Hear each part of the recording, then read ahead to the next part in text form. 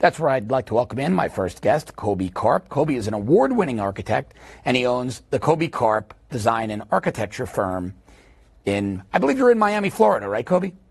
I am. You are, and I know that because I was a resident of Miami for 11 years, and Kobi's buildings are everywhere, both new builds, restorations, so I wanted to have him on the show to discuss this. So, welcome to the show. Before we get started, I want to go in depth here, but they declared the structure safe enough now to begin the investigation. So tell us a little bit about what the structural engineers, those firefighters, were looking at in determining that the structure was safe enough to let investigators inside. Well, if the structure, if it's safe enough, the masonry structure, which is a superstructure, which holds up the wood frame structure above. So the oak trusses that burnt away that have been there for hundreds of years, those have been very, very dried, almost like kiln dried. So what happened, any kind of spark would essentially ignite. And since the fire commenced at the center of the cruciform to where the steeple is, it immediately started to expand in all four directions. And that's why that fire expanded rapidly. The foundation, the masonry structure, the stone floors are all intact. So what's good about that is that now we're able to come back to start to restore, rebuild, and resurrect the beautiful, glorious structure that was there originally with the flying buttresses and the open forms on the inside.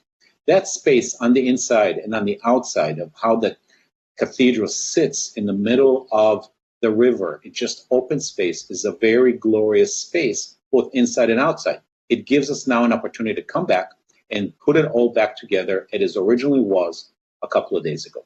Now, this is going to be a massive undertaking. Experts like yourself, people with your skill set, your expertise, are going to be on scene helping with this rebuild. Now, the cathedral originally took 200 years to complete, but obviously with technology, we're going to be able to do it in much shorter time now. How long do you think it'll take from today, as we sit here, until the cathedral is restored to its, as you say, former glory? Depends on the politics and the money, and it sounds like the capital is coming in. I would expect this to go between 7 to 15 years. Wow. From concept to completion. A lot of details, a lot of research, and also it's an opportunity for us to step back and say, let us bring this glorious structure and this basically beautiful piece of architecture, which is a sculptural piece of architecture, bring it back to where the life safety, the sprinkler system, whether it's powder or whether it's chemical or whether it's water, can come back so that this event shall never, ever happen again.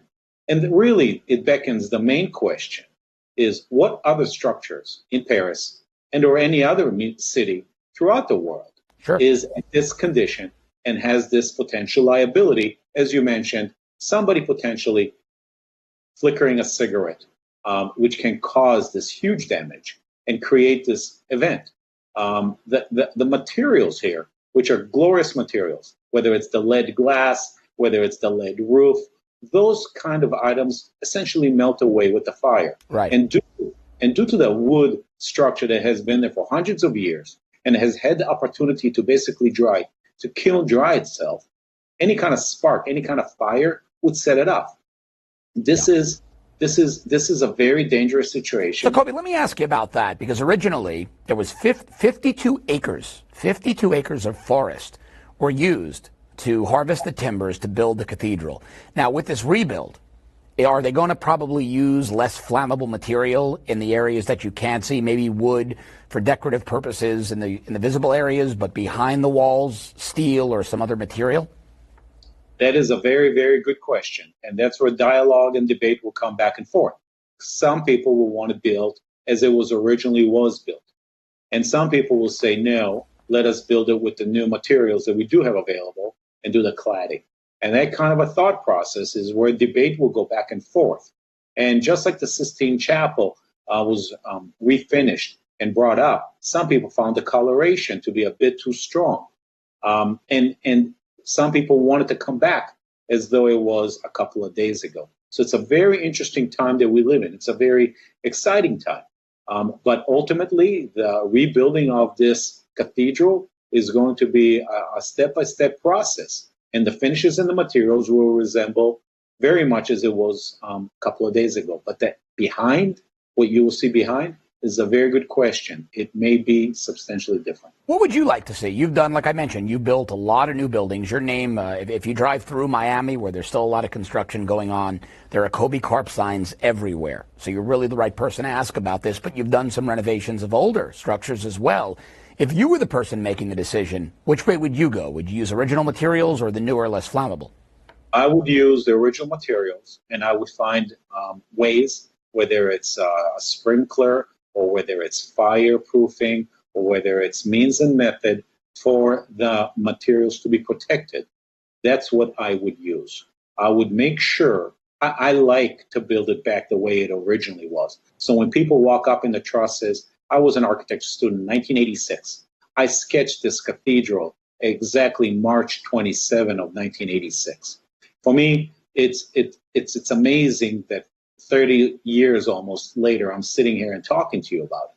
What happens is that I would like to walk the trusses, and I would like to see it as it originally was. How they come together, how the wood comes together, those kind of details, I believe, are critical.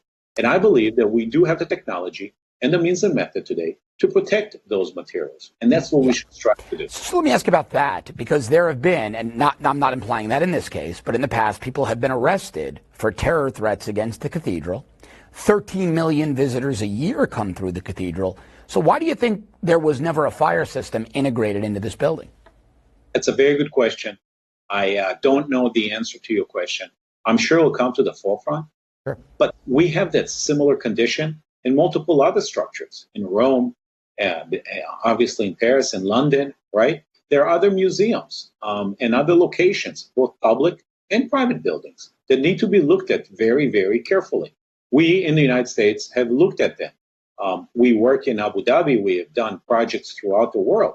And today we install the best and the latest systems for the fire attenuation, for the fire isolation. That is what we do for the smoke evacuation. Here, we were very, very, very lucky that, thank God, nobody got hurt. There is an opportunity now to take a step back and see how it is that we're going to continue to treat these structures that now have a huge amount of people going through them on a daily basis. They were never intended to have this kind of an occupancy, and they do. And it's not just the churches or the mosques in Jerusalem or anywhere else, or the Sistine Chapel. You have these kind of events going on throughout the world in museums. And we need to find a way to protect not only the buildings, but the actual guests who come and cross it each and every day. Right. Well, yeah, that was one of the takeaways for me. When I read that it was 23 minutes between the alarm being raised and the fire burning out of control, it really does go to your point about the wood kiln drying itself and essentially becoming kindling. Had they had more modern alarm system suppression systems, we might not have seen a tragedy like this. Especially since the roof, as you know, is designed in a very sharp steeple, which creates a ventilation, a chimney effect. Right. And it helps the fire grow. And the lead roof above it, which basically, we'll find out, basically melts away. The same thing as the lead that holds the glass together. The glass is a beautiful, not only a decorative, it's a piece of art. It's a piece of sculpture that tells a story and lets the light in and lets the people inside be in an understanding of what they're standing in front. You have here an opportunity to take a step back and see how it is that we can restore and rebuild and make sure with our knowledge today that this never, ever happens again. Now, before I let you go, we have about 30 seconds. So there are products available to your industry today that could, say, be sprayed on the wood or on those stained glass windows, those lead frames that would make them more fire retardant? There are, and there are ways to also protect it in a way, whether it's water sprinklers or chemical or powder. There are many, many various ways to look at. We do it on a daily basis. We restore and preserve buildings here. We've just done one here in Miami that's 100 years old by Russell Pencos, which is not, by any stretch of the imagination, the Cathedral of Notre Dame, built in 1100. It took 200 years to build, between 100 and 1300. You are talking about glorious sculptural pieces of architecture that need to be preserved in continuity. And that's our responsibility. It's our duty to do so. And it's our duty to put it back together. And it was originally designed and built and intended. world-renowned architect, Kobi Karp. Thanks so much for the insights. Some great information, Kobi. Appreciate it. Thank you.